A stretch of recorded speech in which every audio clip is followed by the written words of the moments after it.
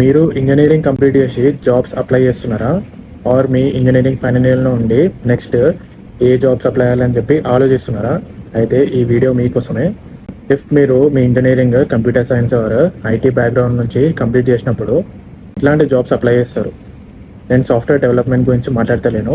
నేను మాట్లాడుతున్నది administration, like infrastructure management, computer networking, technical support, system administration. So కొన్ని roles ఉంటాయి, like technical support agent, help desk person, service desk engineer అని చెప్పి. ఈ రోల్స్కి advance level of technical knowledge అవసరం లేదు. Like basic understanding of active directory అంటే ఏంటిది, computer networking fundamentals, file sharing services, operating systems గురించి basic understanding.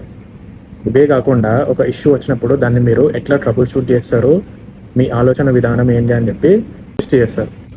So as a fresher మీరు సాఫ్ట్వేర్ డెవలప్మెంట్ ఆర్ పెద్ద పెద్ద రోల్స్కి అప్లై చేయకుండా ఇట్లా రోల్కి అప్లై చేసినప్పుడు మీకు ఒక అడ్వాంటేజ్ ఉంటుంది.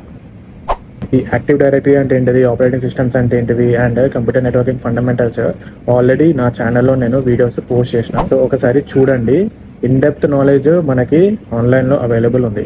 ఇఫ్ మీకు ఈ యాక్టివ్ డైరెక్టరీ కంప్యూటర్ నెట్వర్కింగ్ మీద క్వశ్చన్స్, లైక్ శాంపుల్ క్వశ్చన్స్ ఎట్లా అడుగుతారని చెప్పి తెలుసుకోవాలని ఉంటే కామెంట్స్లో మెన్షన్ చేయండి, నేను మీకు డిఎం చేస్తాను. అండ్ ఈ వీడియో మీ ఫ్రెండ్స్లో షేర్ చేయండి, సో దాట్ వాళ్ళకు కూడా ఇన్ఫర్మేషన్ తెలుస్తుంది. అందరం నేర్చుకోవాలి, మనందరం గ్రో అవ్వాలి. ఇది నా టార్గెట్. Thank you.